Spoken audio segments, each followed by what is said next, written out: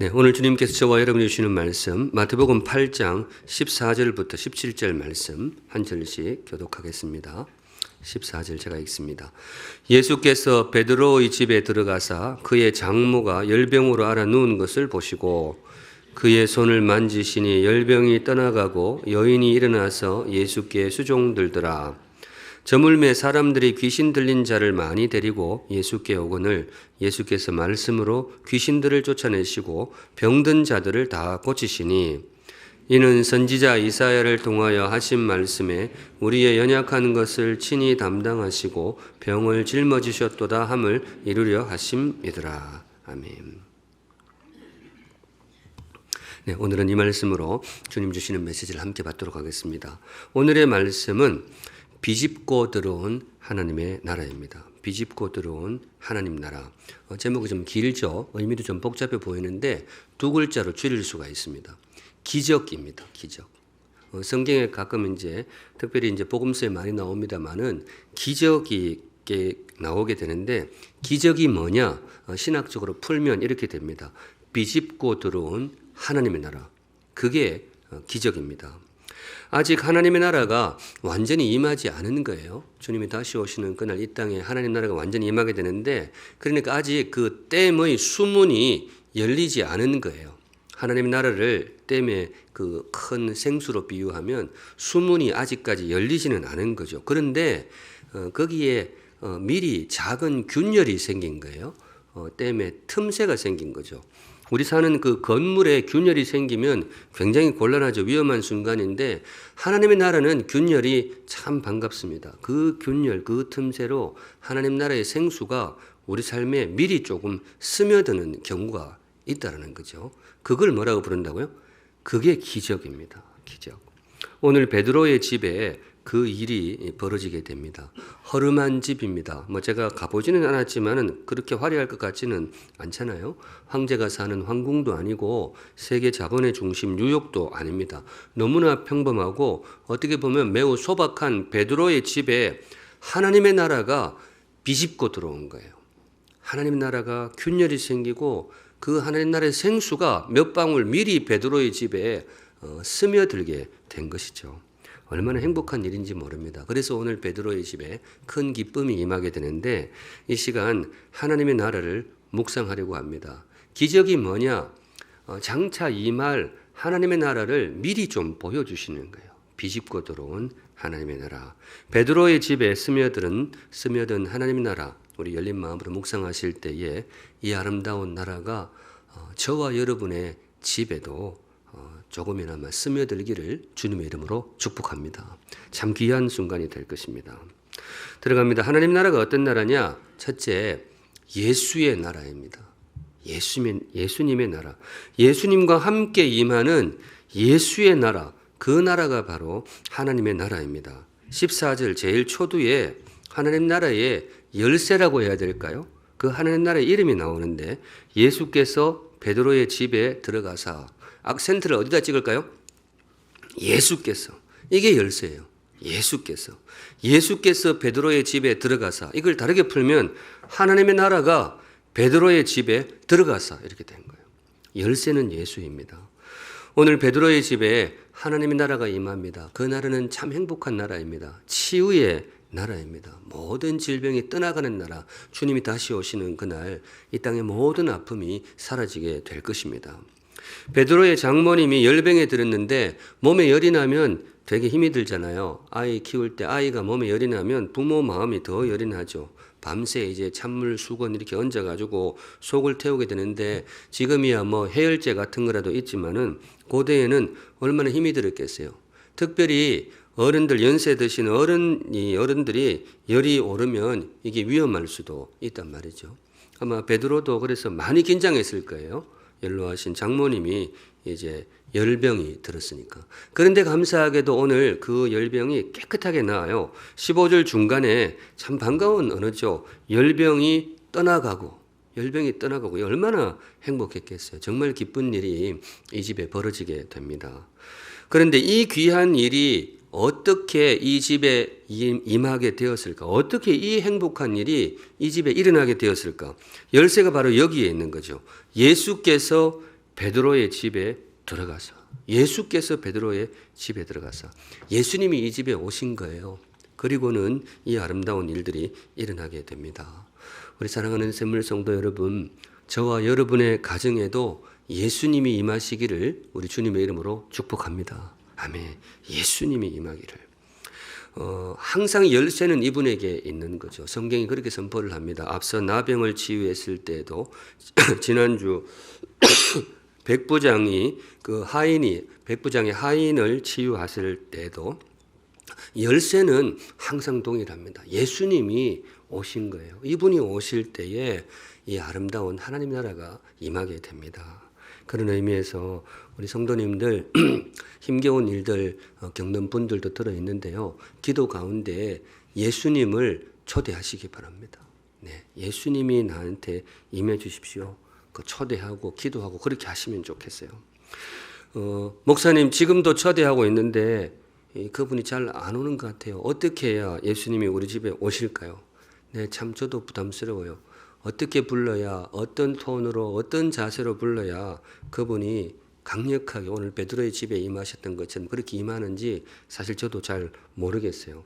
지난번 우리가 묵상했던 대로 그분의 때가 있겠죠. 우리가 그분의 때를 신뢰하면서 묵묵히 나아가는데 여하튼 분명한 것은 이거예요.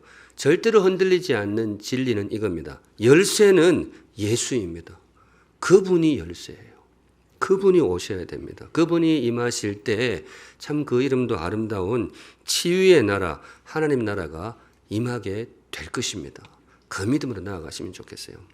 예수, 우리가 참 잘 아는 익숙한 이름이지만은 참 놀라운 이름입니다. 정말 놀라운 치유의 이름입니다. 예수 이 이름 앞에서는 병명을 가리지도 않아요. 열병도 치유하고 나병도 치유하고 오늘은 귀신 들린 사람들도 치유합니다. 귀신 들린 사람, 근자에는 이제 그런 경우를 잘 못 보는데 제가 어린 시절에는 돌아보면 아 그분이 귀신이 들렸었겠구나 그렇게 짐작되는 분들이 좀 있어요. 특별히 고대 시대에는 그런 경우가 굉장히 많이 있었던가 봐요. 아마 시대가 아무래도 복음이 약하고 그랬던 시절이기 때문에 귀신들이 많이 설치지 않았을까 그런 생각도 듭니다. 근데 성도님도 혹시 높아시면 말씀드립니다만은 귀신에 대해서 너무 관심 가지지 마세요. 그 귀신이 그런 걸 좋아한대요. 자기한테 관심이 있는데 그래서 어디 저쪽에 다 모인다는 말이 있어요. 그거 가면 자기들한테 관심이 많아가지고 이래 놓으면 또 괜히 안 관심 가지다가 또 근데 여하튼 그런 경우가 발생하면 육체의 질병도 아프지만은 그렇게 어떤 휘둘릴 때는 그 삶이 얼마나 피폐하겠어요. 이 집도 그랬던 거겠죠. 그런데 감사하게도 오늘 그분들에게도 아름다운 치유가 임하게 됩니다. 귀신이 떠나가요. 어떻게 그런 일이 일어날 수 있었을까? 어떻게 이 놀라운 일이 일어날 수 있었을까? 열쇠는 똑같아요. 16절 보시면 저물매 사람들이 귀신 들린 자를 많이 데리고 누구에게? 예수께 오거늘. 예수께 오거늘. 예수 앞에 나올 때에 이분들에게 치유가 임한 거예요. 병명이 다양하고 우리 삶에 임하는 어려움도 굉장히 다양해요. 그런데 열쇠는 똑같아요.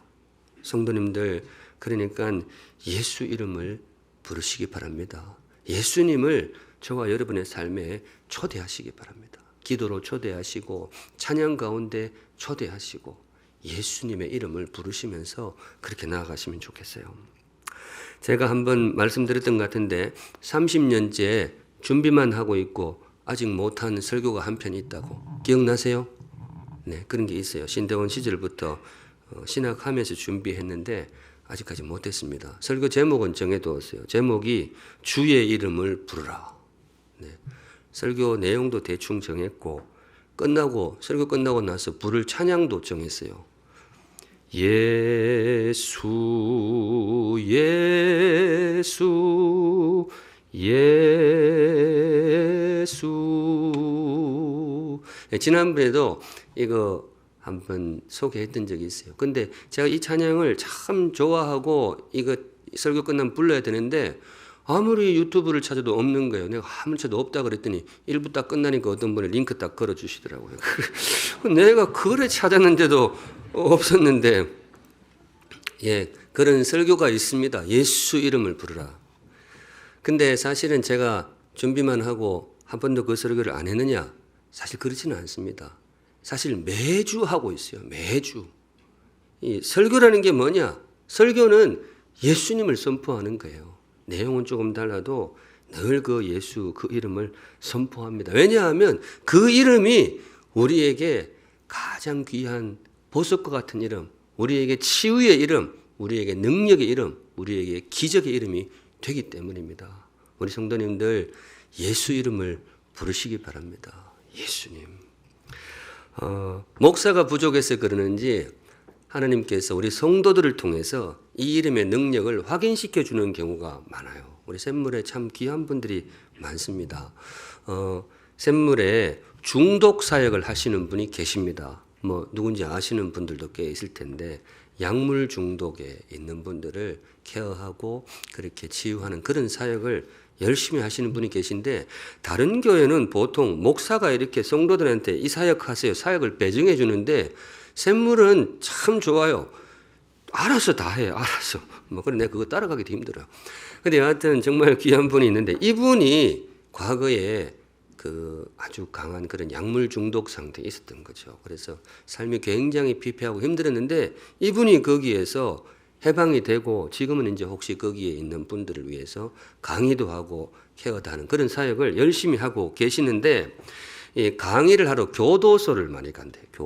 교도소에 이제 그게 우리나라에서 불법이잖아요. 약물이. 그러니까 그 들어와 계신 분들 많은데 강의를 교도소로 많이 간대요. 근데 강의 나갈 때 되면 그쪽에서 자주 요청이 온답니다.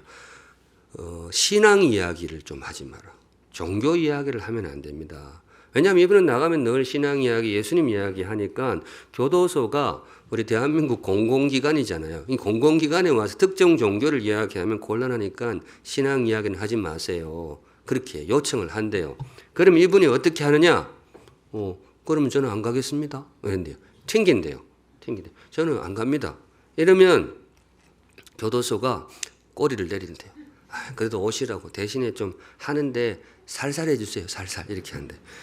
왜냐하면 이분만큼 그 중독에 관한 그 실제적인 강의를 할 수 있는 분이 없는 거예요. 그러니까 이분을 모시는 거죠.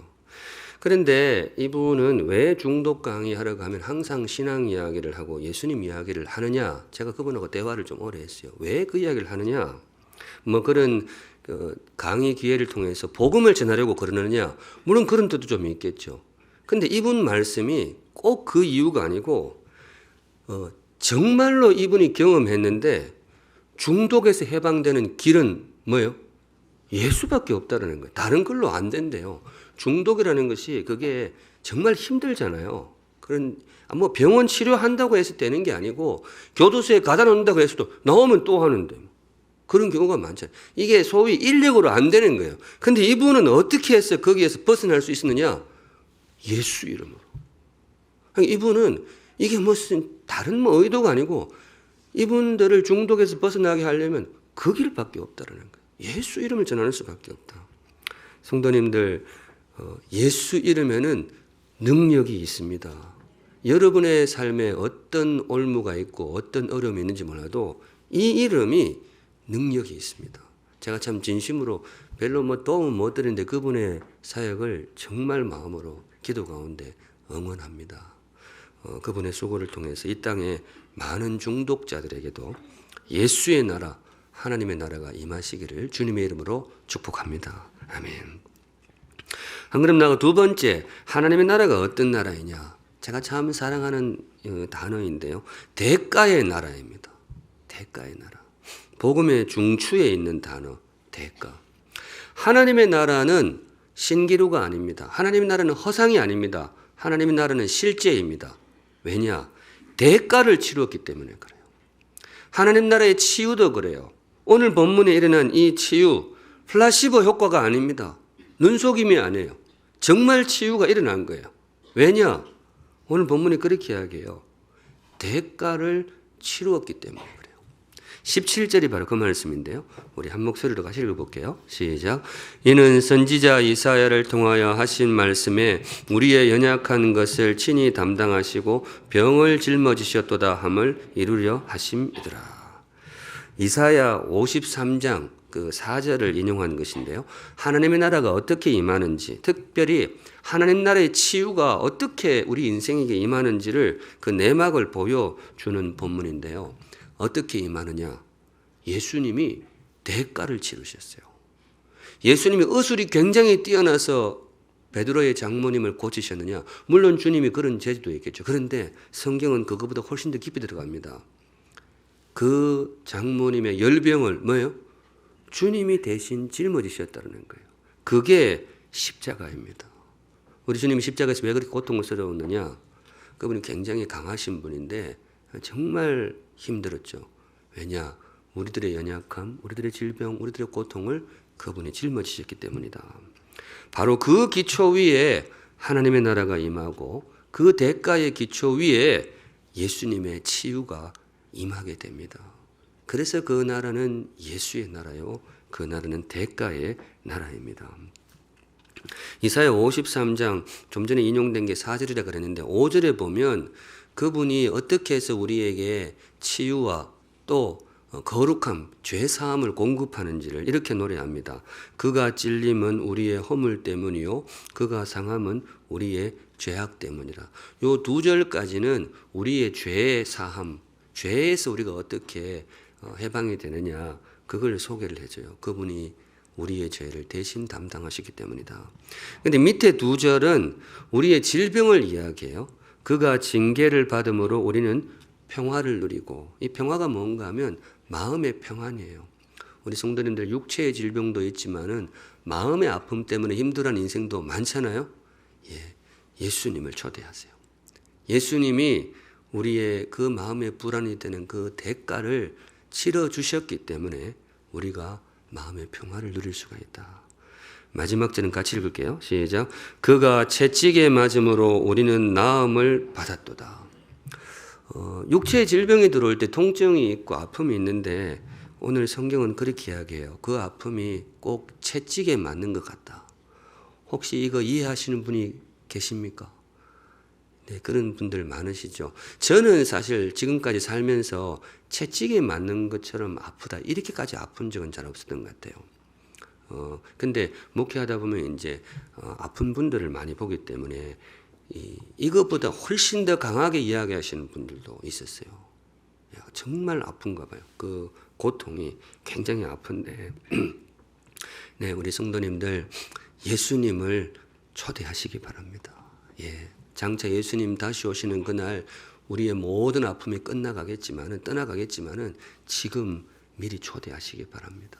그래서 주님이 임하실 때에 저와 여러분의 모든 아픔이 떠나갈 줄로 믿습니다. 네, 그 나라를 소망하시면 좋겠어요. 그런 의미에서 하나님의 나라는 참 반갑고 귀한 나라이면서 좀 미안한 나라이죠. 송구한 나라입니다.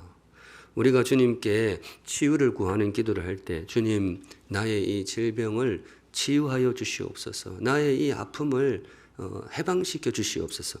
이게 사실은 그 이면에 깔린 기도의 문구가 뭔가 하면 이거예요. 주님 나의 아픔을 뭐예요? 주님이 대신 좀 져주십시오. 사실 굉장히 좀 민망한 기도입니다. 나에게 임한 이 아픔을 주님 몸에 좀 옮기시고 나에게 치유를 선물해 주소서. 민망하지만 성도님들 그렇게 기도하시기 바랍니다. 네, 우리 주님이 들을 각오가 되어 있습니다. 목사 일을 하면서 제가 꼭 해보고 싶은 기도가 있는데 몇 번 진짜로 마음은 먹었는데 아직 한 번도 기도를 못했어요. 설교를 준비해놓고 한 번도 못한 것도 있고 기도도 해야지 했는데 못한 기도도 있고 그런 거죠. 어떤 기도냐? 주님, 우리 성도님의 이 병을 저한테 옮기시고 우리 성도님을 치유하여 주옵소서. 여러분 목사가 신방 와서 그렇게 기도하면 좋겠어요? 우리 어머니 들으면 기절하시겠지. 근데 제가 진짜로 몇 번은 진짜로 그래 마음을 먹었어요. 그래 기도를 해야지 마음을 먹었는데 이게 입에서 안 떨어져요. 진짜 떨어지면 어떡하나? 이런 생각이 들어서 그러는지, 그리고 기도라는 것이 진심을 담아야 되는데 내가 그 정도 각오가 되어 있나? 그게 자신이 없어서 아마 이 기도를 못하는 것 같아요. 이게 말이 잘 안 나와요. 그 다음에 목사 모실 때는 그거 되는 목사를 모시세요. 인터뷰해가지고. 근데 그래도 우리 성도님 너무 아쉬워하지는 마세요. 목사는 못해도 우리 예수님은 하십니다. 우리 예수님은 이미 하셨어요. 누가복음 23장 34절. 참 귀한 구절인데요. 같이 읽을게요. 시작. 이에 예수께서 이르시되 아버지 저들을 사하여 주옵소서. 자기들이 하는 것을 알지 못함이니이다 하시더라. 그들이 그의 옷을 나눠 제비 뽑을세. 네. 아버지 저들의 죄를 사하여 주옵소서. 쟤들은 지가 지금 뭔 짓을 하고 있는지 모릅니다. 용서해 주십시오. 곧 이제 한 2주 후면 고난주간이 다가오는데요.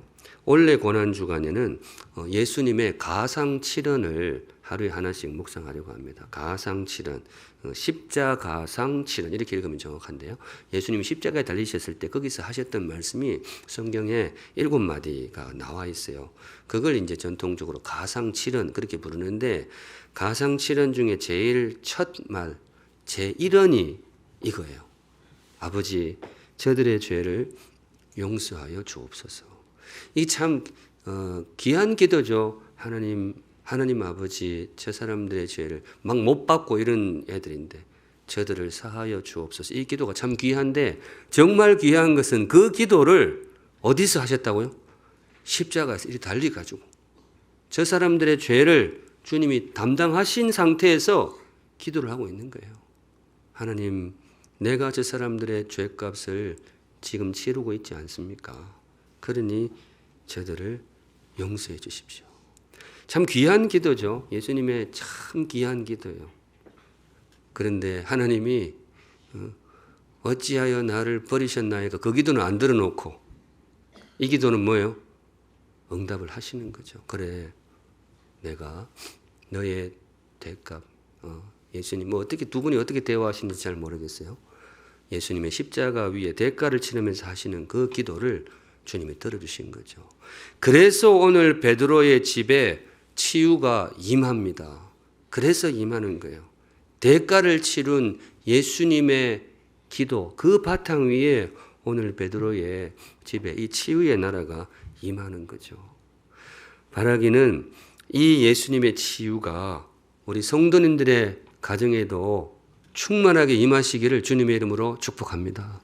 네, 그 믿음으로 기도하시면 좋겠어요. 기도하실 때 하나님 예수님이 십자가에 달리실 때 어찌 그 베드로의 장모님만 위해서 달리셨겠습니까? 나를 위해서도 달리셨고 내 장모님을 위해서도 달리셨고 우리 사랑하는 사람을 위해서 달리신 것 아닙니까? 송구하지만은 우리 예수님의 대가 위에 우리에게 치유를 허락하여 주옵소서. 네, 그렇게 기도하실 때 주께서 꼭 응답해 주실 것입니다. 근데 항상 그렇습니다만 이런 기도할 때 너무 발랄하게 하지 마시고 참 이 기도가 참 그렇죠. 네, 예수님. 근데 기쁨으로 받아주실 줄로 믿습니다. 마지막으로 하나님의 나라가 어떤 나라이냐? 예수의 나라, 대가의 나라. 마지막으로 이것도 꼭 기억하세요. 말씀의 나라. 말씀의 나라. 하나님의 나라는 말씀의 나라입니다. 말씀을 통해 임하는 나라. 말씀과 함께 말씀대로 임하는 나라. 무엇보다 말씀이 선포되는 곳에 임하는 나라. 말씀의 나라. 그게 하나님의 나라입니다. 다시 한번 17절을 보시면요. 흰 구절만 보세요. 이는 선지자 이사야를 통하여 하신 말씀에 이렇게 했는데 그 말씀을 이루려 하십니다. 오늘 베드로의 집에 하나님의 나라가 어떻게 비집고 들어왔는지를 보여주는 거예요. 말씀하셨고 그 말씀이 이루어진 거예요. 하나님의 나라는 말씀의 나라입니다. 성도 여러분, 하나님의 나라는 그냥 하늘에서 뚝 떨어지는 게 아니에요. 어느 날 갑자기 즉흥적으로 생겨나는 나라가 절대로 아닙니다.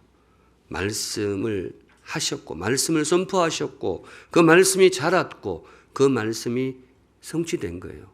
바로 그 자리에 임하는 나라가 하나님의 나라입니다. 하나님의 나라는 말씀의 나라. 제가 이 말씀을 왜 이렇게 길게 드리느냐? 성도 여러분, 기적을 원하십니까? 그러면 말씀을 붙드세요. 제가 이 이야기 드리고 싶어서 그랬어요. 기적을 원하신다면 기적을 쫓아가지 마시고 말씀을 붙드세요. 그게 예수의 나라, 그게 하나님의 나라입니다. 하나님의 기적은 기적을 쫓아가는 사람에게 임하는 게 아니에요. 말씀을 붙드는 사람에게 하나님의 기적이 임합니다. 16절 다시 보시면요. 예수께서 말씀으로 귀신을 쫓아내시고 병든 자들을 다 고치시니, 우리 주님께서 귀신을 쫓아내고 병든 자들을 고치시는데 무엇으로? 말씀으로. 이게 그냥 우연히 들어온 문구가 아니에요. 정확하게 이 말씀이에요. 말씀으로. 우리 주님은 뭔가 일을 하실 때 항상 말씀으로 하세요. 천지 만물을 창조하실 때도 말씀으로, 우리를 변화시킬 때도 말씀으로, 우리를 치유하실 때도 말씀으로. 네, 말씀으로. 우리가 정말로 붙들어야 할 것은 기적보다 말씀. 성도님 이거 기억하세요. 기적보다 말씀. 기적을 추구하는 신앙 나쁘지 않아요. 괜찮아요. 그런데 주의할 것은 말씀 없는 기적은 무당 주술이에요. 그건 진짜 우리를 살릴 수가 없어요. 말씀 없는 기적은 잠시 그런 것도 있을 수 있어요. 이 땅에 그런 것도 있을 수 있어요. 그런데 그런 것들은 잠시 우리에게 짜릿함을 선물할 수 있어도 영원한 하나님의 나라를 선물하지는 못해요. 정말로 우리에게 그 이름도 아름다운 하나님의 나라를 선물하는 통로는 말씀입니다. 기적보다 말씀. 하나님의 나라가 예수의 나라라고 했는데 예수님의 별명이 있어요. 성경이 콕 찍어서 예수님을 이렇게 부릅니다. 요한복음 1장 1절에 태초에 기적이 계시니라가 아니에요. 태초에 뭐가 계시니라? 말씀이 계시니라. 문맥을 보면 이 말씀이 바로 예수님을 가리킵니다. 이건 절대로 우연이 아니에요. 어떤 신학자는 이게 뭐 로고스인데 그 말씀을 가리키는 제가 보면 그분 성경 좀 더 읽어야 돼.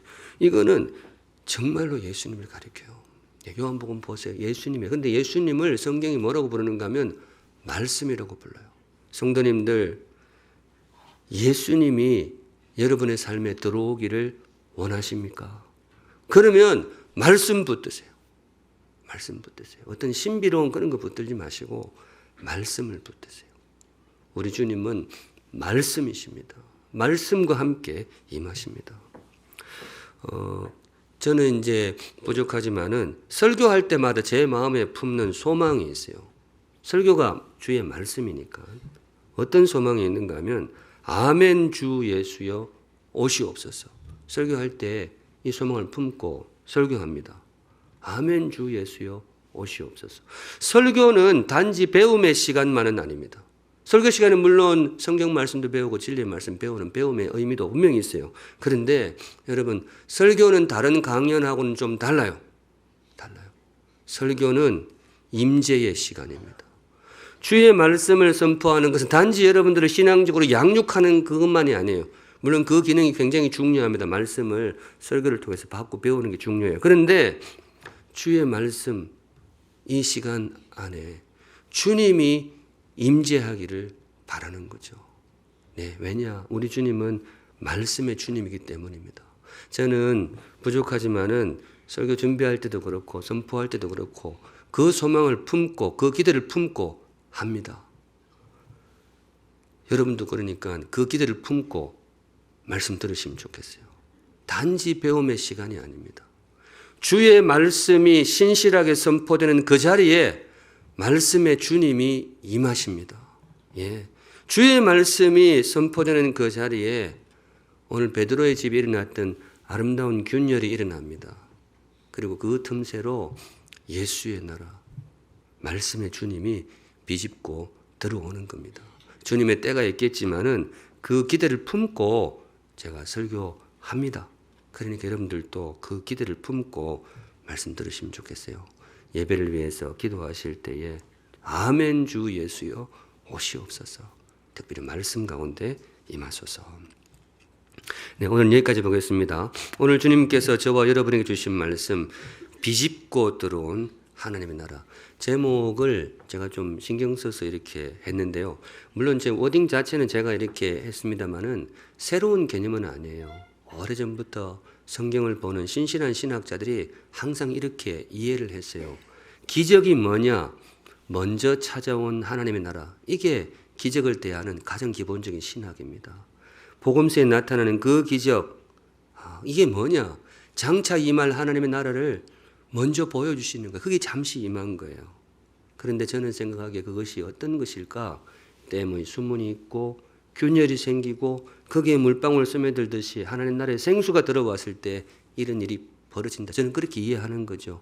그런데 나중에 정말로 수문이 열렸을 때 우리의 삶이 어떻게 변화될지는 그냥 상상에 맡깁니다. 정말로 행복한 나라가 될 것입니다. 근데 제가 비집고 들어온 나라 이거를 조금 이렇게 설명을 드린 이유가 뭐냐? 성도님들 기도할 때는 언어가 굉장히 중요합니다. 이번 한 주간 이 언어로 한번 기도해 보세요. 하나님, 내 삶에도 균열을 만들어 주시고 정말 내 삶에 필요한 하나님의 나라, 내 삶, 오늘 주의 나라가 내 삶에도 비집고 들어와 주시옵소서. 기도하실 때 주님께서 반드시 여러분들과 함께 하실 줄로 믿습니다. 아멘. 함께 찬양하겠습니다. 제목이 예수인데요. 슬픈 마음 있는 자, 몸과 영혼 병든 자, 다 우리 인생이 약하죠.